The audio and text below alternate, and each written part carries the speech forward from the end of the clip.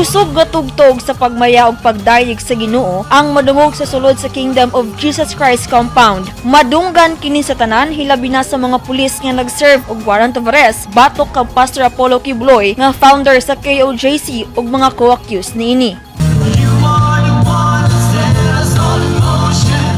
Gikan sa pagpataas sa ilang mga kamot o pagsinggit og mga pagdayig, gipakita sa taga KOJC members ang pagkahiusa taliwala sa presensya sa kapulisan sa sulod sa compound. Sumala pa, ilaha kining pangontra aron mabugnaw ang panghuna-huna sa kadaghanan. Nanawagan karon ng mga KOJC members sa kapulisan nga muhawa na sa ilang lugar kay nayatakan na hasta ang katungod sa mga miyembro.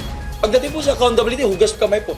Ngayon po, on the 5th day po, kahit nakakahiya po, sir, pero lunukin niyo po yung pride ninyo, sir. Wala po kayong nadala. Umalis na po kayo, sir. Pinagbigyan na po kayo. And huwag niyo pong i-twist po ang mabalita, ma'am, sir. Pagkapatiran natin sa media, huwag niyo pong i-twist. Biktima po kami dito. Hindi po kami nagpapabiktima. Hindi po kami nagpapabiktima. Biktima po kami dito. Wala pa kami kalaban-laban sa polis. Paano namin labanan mga polis, ma'am? 3,000, 4,000. Wala ka kami pa rin. Kita nyo, nanalangin lang kami dyan. That is only our weapon. Humingi sa Ama.